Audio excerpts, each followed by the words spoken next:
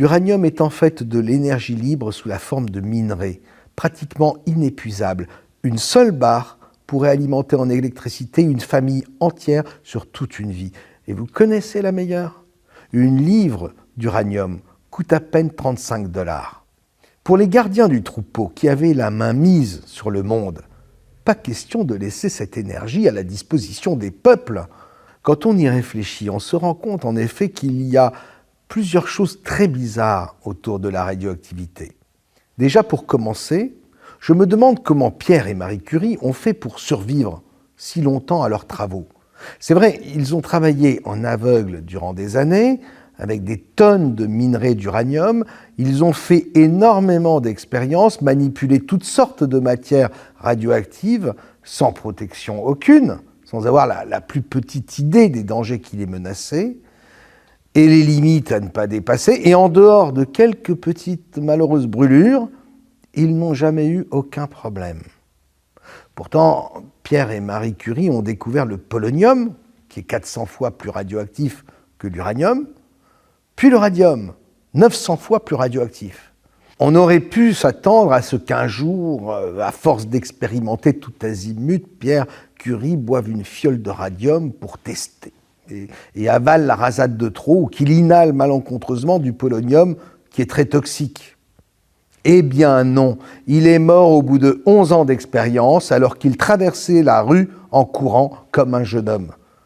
Fauché en pleine forme, il est mort en bonne santé.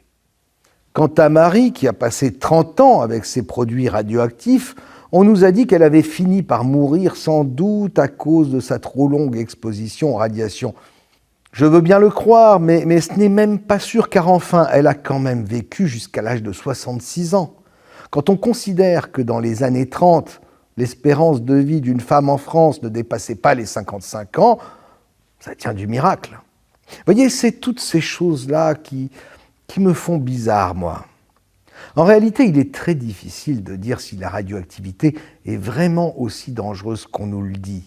On nous a fait tellement peur que personne n'a envie d'aller vérifier, et donc on est bien obligé de les croire sur parole.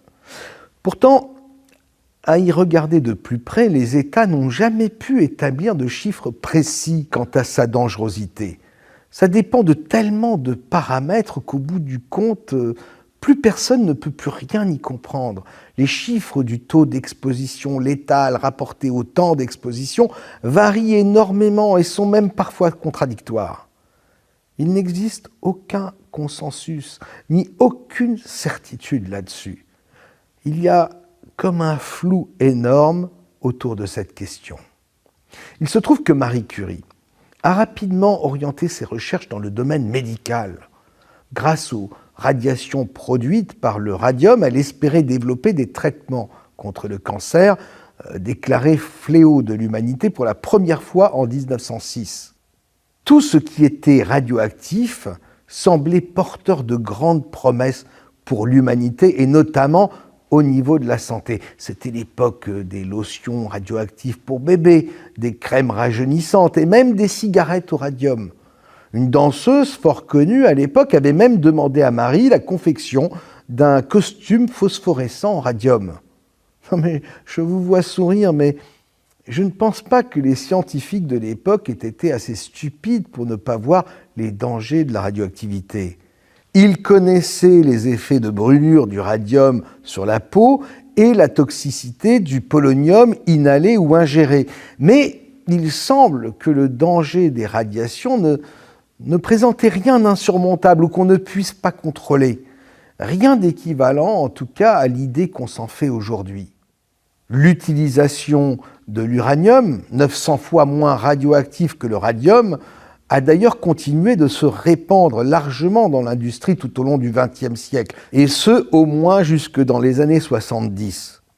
Saviez-vous, par exemple, que l'uranium appauvri a été utilisé comme contrepoids par de nombreux fabricants d'avions, et notamment sur les premiers Boeing 747 ? Alors, je ne pense pas que Boeing aurait pu ignorer la dangerosité de l'uranium, ni mépriser à ce point la sécurité de ses passagers. La première centrale nucléaire voit le jour en décembre 1951 dans le laboratoire national de l'Idaho. Elle produit environ 1000 watts d'électricité, de quoi allumer 4 ampoules. Puis, rapidement, de quoi éclairer tout le bâtiment. Elle fonctionne avec de l'uranium enrichi à 90%, autrement dit, l'uranium militaire. Aujourd'hui, l'uranium enrichi de nos centrales ne l'est qu'à 3 ou 5%. En 1954, la première centrale civile est soviétique.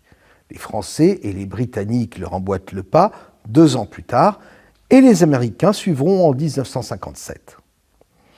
Parallèlement, en matière de miniaturisation, les choses s'accélèrent. On parle de plus en plus de réacteurs individuels pour alimenter les maisons. À la fin des années 50, les premiers prototypes de voitures à moteur nucléaire sont présentés au public dans les motoramas, des grands shows itinérants organisés par General Motors. Le 18 janvier 1958, l'Astral du constructeur Studebaker est présenté au South Bend Art Center. Il n'est pas du tout question à l'époque de radiation mortelle ni d'aucun danger qui pourrait stopper l'élan des constructeurs automobiles, alors qu'un véhicule est par nature sujet aux collisions. Alors, que s'est-il passé? Que reste-t-il de toute cette effervescence des années 50? Apparemment, et là, ce n'est qu'une hypothèse, mais je pense que les producteurs de pétrole et l'industrie nucléaire se sont partagés un marché. Les moteurs nucléaires ont été tout à coup réservés aux seuls militaires pour leurs sous-marins, leurs porte-avions, pourtant sujets à la casse sur les théâtres d'opération, tandis que les civils ont dû se contenter de l'électricité des centrales imposantes et des bons vieux moteurs au pétrole.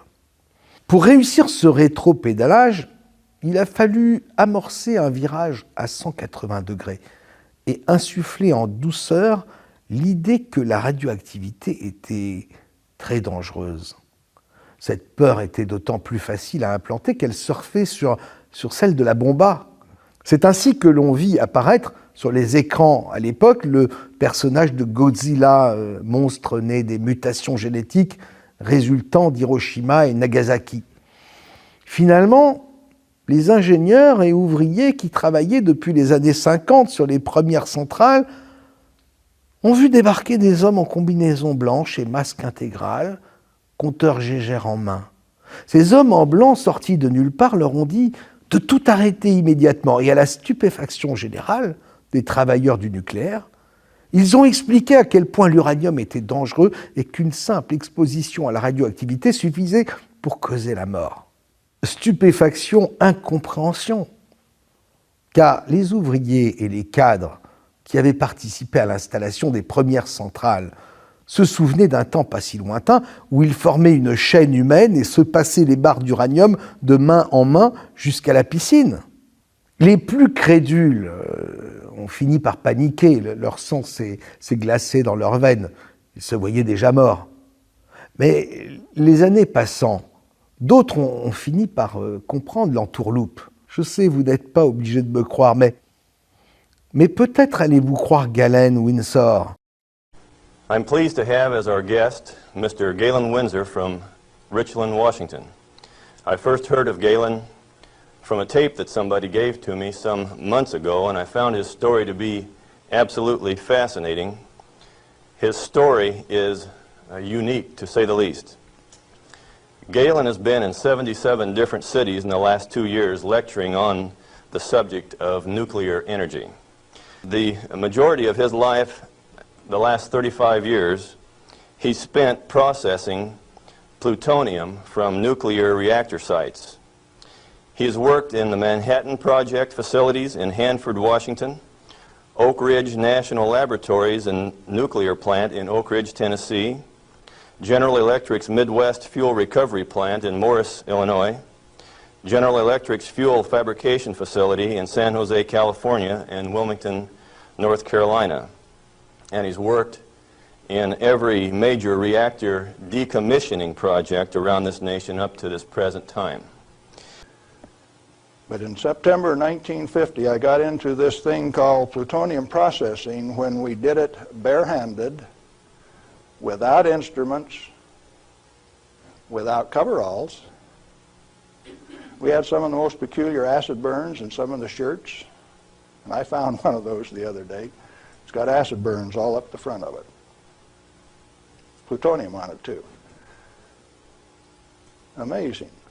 That was normal operation in those days. Out in the reactor began to sneak in people who wanted a radiation monitor behind every reactor operator. Why? We know how to make these things run. When we got a metal fuel element stuck and it fell down on the trampoline back of the reactor, we'd go in with our feet and kick it off into the pool, smoking, burning. If you didn't have an instrument, you didn't know it was too hot, so you just went in and kicked it. Finally, along came a rule maker that says, thou shalt not do that. You'll get burned. Oh? I didn't get burned when I did it last week. But you exceeded the limit. Well, where did this limit come from? Oh, fine. We've been doing this thing for years now, and we've never been burned. Why have we got these rules? Don't you ask questions. If you do, you might disappear. Those who broke the rules didn't appear the next day. Military rule? Oh, yes. Absolute. What was your appeal? And people you were working with one day, when they weren't there the next day, you didn't go inquire why.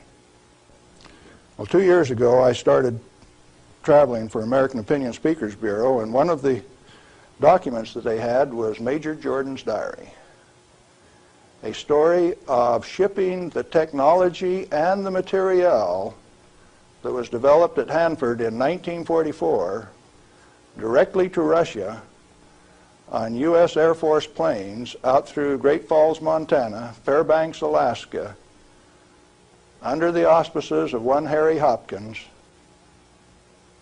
and with the at least tacit approval of Franklin Delano Roosevelt. Now what are you going to do? That thing that we had been doing and feeling so good about had been shared at no expense with Russia. Now in this plant is a beautiful pool. It's got a place to store spent fuel bundles till it won't stop.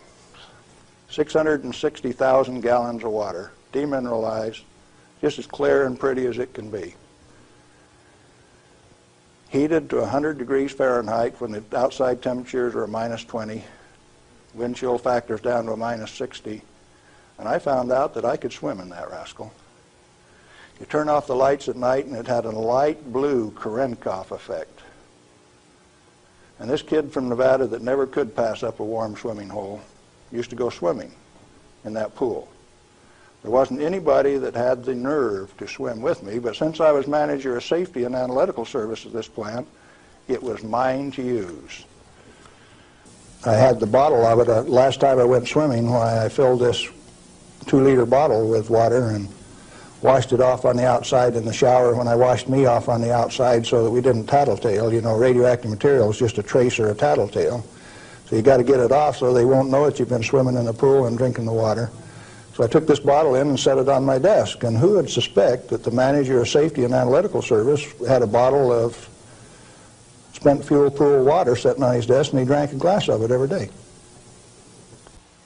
Alpha comes from uranium. Okay, radioactive material. You pour it out in the hand and that's radioactive contamination.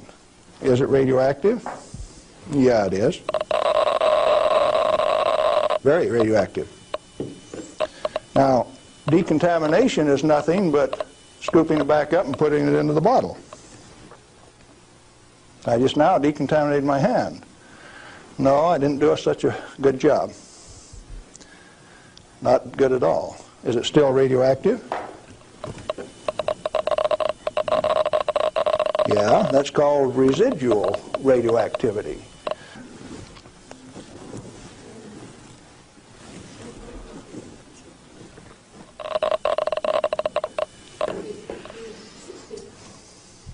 That material that I just ate is not soluble in body fluids. Your stomach has 10th normal hydrochloric acid in it, so it won't even dissolve. The stuff is so fine that it has no texture to it. Doesn't even feel rough. So it's tasteless, odorless, has no texture.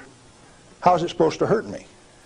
En absorbant l'uranium comme il le faisait en public, Galen voulait démontrer en réalité que la peur des radiations avait été exagérée pour effrayer les gens, de sorte que quelques personnes puissantes ont pu garder le contrôle total de la ressource énergétique qu'il qualifiait, lui, Galen, la plus précieuse au monde. Je pense exactement comme lui. L'uranium est en fait de l'énergie libre sous la forme de minerais, pratiquement inépuisable. Une seule barre pourrait alimenter en électricité une famille entière sur toute une vie. Et vous connaissez la meilleure? Une livre d'uranium coûte à peine 35 $. Pour les gardiens du troupeau qui avaient la main mise sur le monde, pas question de laisser cette énergie à la disposition des peuples. Pas question de leur permettre d'utiliser des voitures avec cette énergie. Il y avait trop à perdre. Qui sait s'ils n'en profiteraient pas pour se libérer? Bref, dans les années 60, le mensonge prend place. Les centrales se multiplient. On parle de plus en plus des dangers de la radioactivité dans les médias. La pression est de plus en plus forte au cours des 2 décennies. Mais ça reste un concept aux yeux du grand public. Il va falloir transformer la théorie en terreur bien concrète. Le 17 mars 1979, un film grand public sort dans les salles aux États-Unis, Le syndrome chinois. C'est un thriller. L'histoire raconte que des journalistes présents dans une centrale lors d'un reportage assistent à ce qui aurait pu être la plus terrifiante des catastrophes nucléaires. Toute l'intrigue repose sur la divulgation de l'incident que les responsables tentent d'étouffer. Finalement, le héros parvient à révéler la vérité et il annonce, sur un ton grave, la menace qui pèse sur l'humanité. Et ça, c'est une découverte pour le grand public. Et cette menace, la voici. En fondant, un réacteur nucléaire pourrait s'enfoncer dans la croûte terrestre, traverser le cœur de la Terre et ressortir en Chine, sans que rien ne puisse l'empêcher. La fin de toute vie sur Terre. Alors, vous imaginez, je sais bien, c'est un peu farfelu, mais comme on dit, plus c'est gros, plus ça passe. Le succès du film est immédiat. Or, comme par hasard, 12 jours seulement après sa sortie, survient la catastrophe de 3 Mile Island. C'est la panique, vous imaginez, dans le monde entier. Le syndrome chinois est dans tous les esprits. Il n'en fallait pas plus pour faire naître la psychose d'une apocalypse nucléaire. L'incident a été largement diffusé au niveau international et il a eu des effets profonds sur l'opinion publique. Le 29 mars 1979, le monde a pris conscience que les accidents nucléaires constituaient un risque réel pouvant survenir à tout moment. L'uranium devint, pour les adultes, l'équivalent de l'ogre du Petit Poucet, la source de toutes les angoisses. Et Marie Curie a dû se retourner dans sa tombe. Let's talk about 3 Mile Island. What really happened there? We've heard all kinds of stories about meltdown, and they made movies on it that this meltdown could melt right through the earth, clear through to China, and we've seen a lot of scare stories. What really happened at 3 Mile Island? Do you know what really happened there? Yes, I do. I followed that one very closely. In fact, I know the guys personally who wrote the script for China Syndrome and also wrote the script for the 3 Mile Island fiasco. Dale Breidenbaugh, Dick Hubbard, and Greg Miner, who used to work with me at General Electric, are the MBH associates that wrote that China Syndrome script.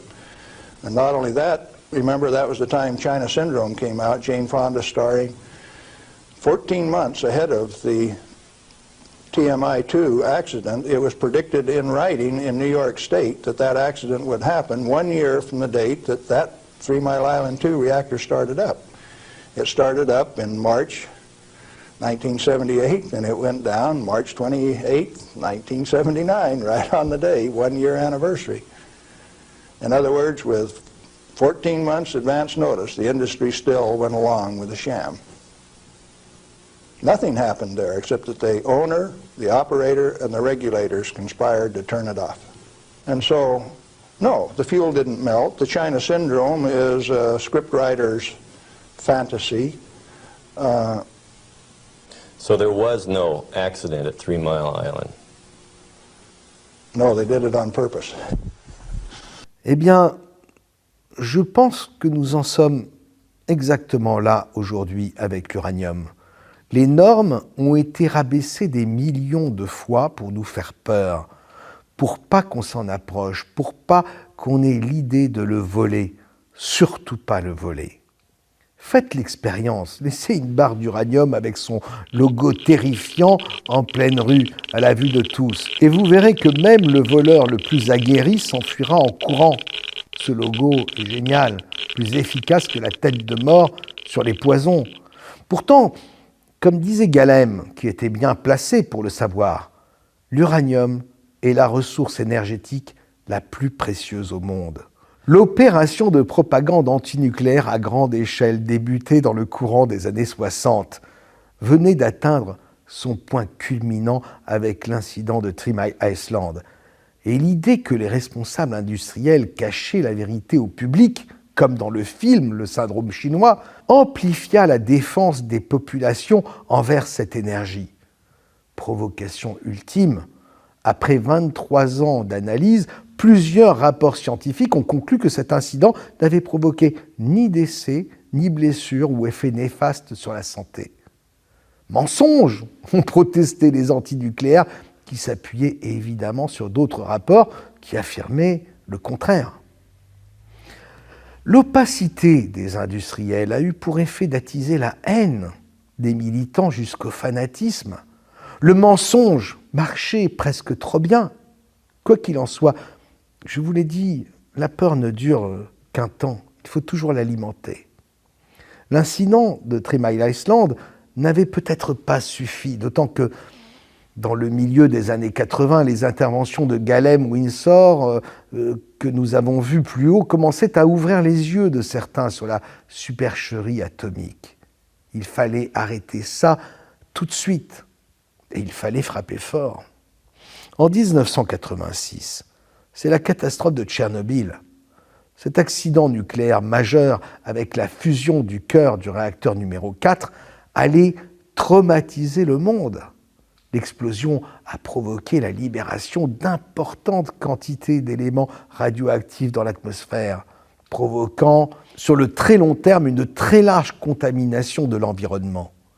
Plus de 200 000 personnes ont été définitivement évacuées. L'accident a provoqué entre 60 et 4 000 décès selon les rapports publiés dans les revues scientifiques à comité de lecture. Beaucoup plus selon les militants anti-nucléaires organisés comme une armée autour d'organisations aux ramifications tentaculaires. Inventory control practices capitalized on the fear of undereducated masses who work in the industry. I didn't say anything about ordinary people now. I'm talking about the people who have worked in the industry and those who cast stones from without. The Ralph Naders, the Jane Fondas.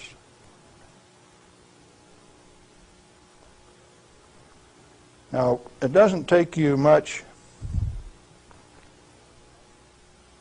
thinking to find out that maybe the industry is the source of the problem.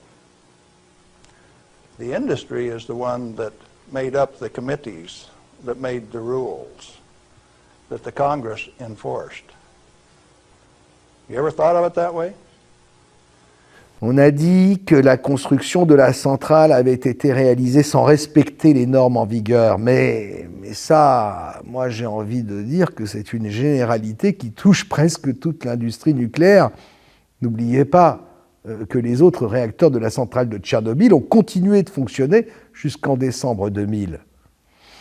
Pensez-vous vraiment que ces autres réacteurs respectaient mieux les normes de construction en vigueur? Et d'ailleurs, je me mets à la place des industriels. Pourquoi respecter des normes draconiennes, excessivement chères quand on sait qu'elles résultent d'un baratin inventé pour faire peur aux moutons? La radioactivité doit horrifier le monde. Il faut donc sacrifier les héros. Sous couvert de les soigner, on leur donne des médicaments qui en réalité les affaiblissent, puis les empoisonnent. Les médecins l'ignorent.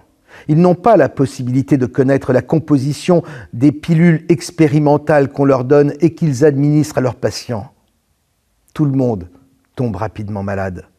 Selon les doses, certains mourront le lendemain, d'autres tiendront la semaine, d'autres encore pourront survivre 2 ans, etc. Quant aux malformations et handicaps de certains bébés nés après la catastrophe, l'opération prévoit un suivi médical des anciens habitants de Pripyat. Les femmes enceintes seront particulièrement suivies durant leur grossesse. Une médication spéciale administrée à certaines d'entre elles suffira à convaincre la communauté internationale de l'horreur des radiations et de la dangerosité de l'uranium. Ajoutez quelques photos de moutons à 3 pattes, quelques photos d'arbres décharnés et plus personne ne voudra s'approcher de ce no man's land nucléaire. Pourtant, aujourd'hui à Kiev, la capitale d'Ukraine située à moins de 100 km de la centrale, il n'y a pas de problème de radioactivité, pas de mutation génétique, pas d'espérance de vie en chute libre par rapport aux pays voisins. Mais il n'en reste pas moins que la population née avant l'accident vit comme si elle avait déjà traversé la fin du monde. Le traumatisme du peuple ukrainien ne s'effacera jamais. Tout va dans le sens de ce que je vous dis. Souvenez-vous des rejets radioactifs de la Kojima à La Hague. On retrouvait dans la Manche jusqu'à 3500 fois les taux naturels de radioactivité. À La Hague, l'association antinucléaire accuse la Kojima de rejet radioactif. La crise dure pendant des mois. La dernière fois où cette conduite est encore sortie de l'eau, il y avait jusqu'à 3500 fois la radioactivité naturelle sur cette plage. Face à Greenpeace, le patron de l'entreprise publique ne lâche rien. Et les 360 kilos d'uranium accidentellement rejetés par la Socatrie en 2006. Les 30 mètres cubes d'effluents uranifères déversés sur le sol et les fuites radioactives dans les centrales qu'on découvre toujours avec retard quand on les découvre et qu'on ne compte plus tellement c'est devenu banal. Vous voulez d'autres exemples ? Ce n'est pas ça qui manque. Les torches et les médailles des JO de Tokyo fabriquées avec l'aluminium irradié de Fukushima. La grande distribution avec les fruits qui sont systématiquement irradiés avant d'être mis sur le marché. Et les milliers d'essais d'armes atomiques sur Terre comme dans la haute atmosphère. Où est passée la pollution ? Depuis le temps, les gens devraient tomber comme des mouches dans les rues. Ah, c'est une pollution radioactive éphémère. Et toutes ces centrales nucléaires implantées dans des pays à fort danger sismique, le Japon, la Turquie par exemple. Même en France, les centrales sont majoritairement installées dans les régions les plus exposées. Le projet d'ITER de la fusion nucléaire de Cadarache, près d'Aix-en-Provence, a été construit à quelques centaines de mètres d'une faille sismique de première importance. Ils font exprès ou quoi ? Non, c'est juste que la peur de l'uranium est une arnaque, un canular. Et ce n'est pas les dirigeants de la Socatrie qui me contrediront, eux qui n'ont même pas pris la peine de mettre en service le dispositif de détection sismique et anti-incendie de la centrale de Tricastin. Pendant ce temps, les vieilles centrales, tellement vétustes, continuent de tourner au mépris des dangers mortels qui pèsent soi-disant sur les populations. Que penser aussi de ces images terrifiantes de ces missiles atomiques à l'abandon après l'effondrement de l'URSS, en train de rouiller dans leurs silos?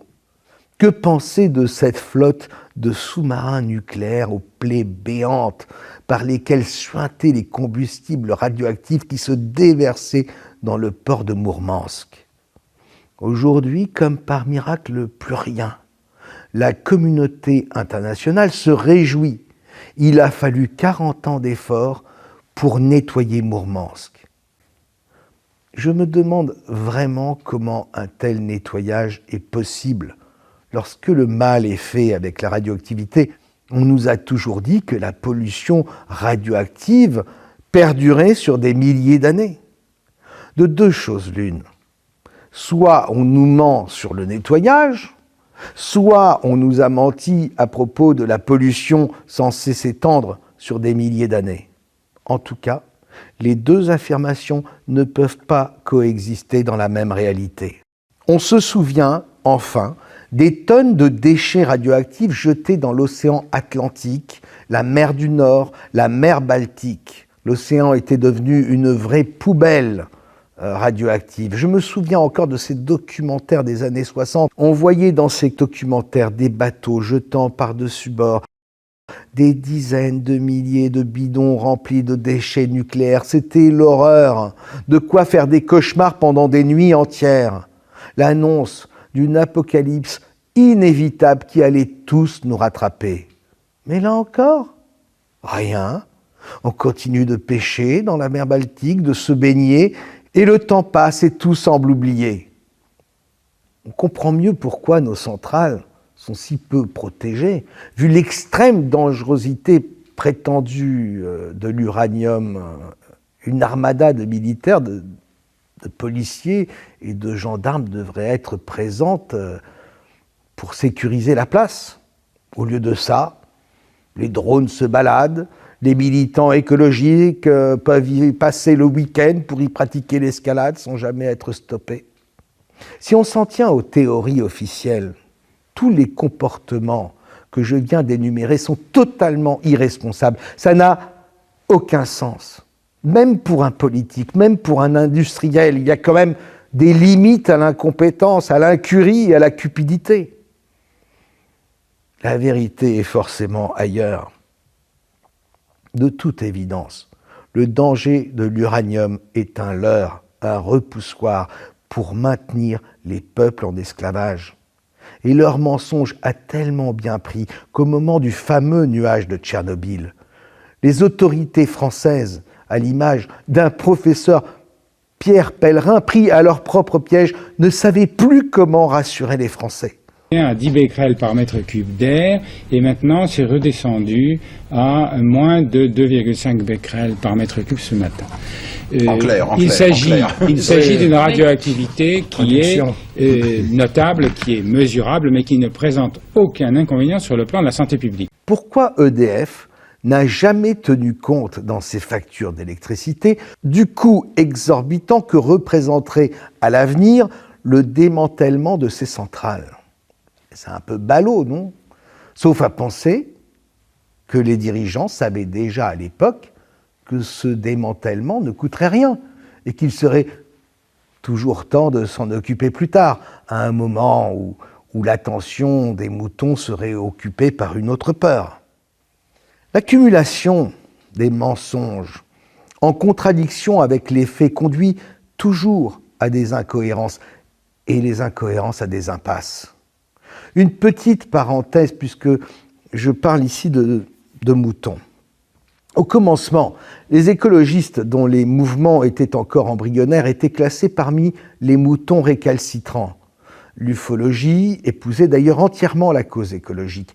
Dès les années 50, le contacté Georges Adamski avait reçu des messages très explicites de condamnation de l'arme atomique. Si, en se politisant, les écologistes ont fini par se ranger du côté des moutons dociles, côté moutons récalcitrants, la propagande antinucléaire n'en a pas moins perduré à travers le mouvement New Age. Et pas seulement. Les observations d'OVNI régulières au-dessus des centrales et bases militaires nucléaires, notamment en France, au-dessus du plateau d'Albion, ont contribué à répandre l'idée que le nucléaire inquiétait même les extraterrestres. Une façon de donner un bel os à ronger aux moutons récalcitrants pour qu'indirectement, ils ne puissent pas douter de la réalité de la menace atomique. Moutons dociles, moutons récalcitrants, dans le canevas des mensonges enchevêtrés, une fois de plus, tous les moutons sont tombés dans le piège.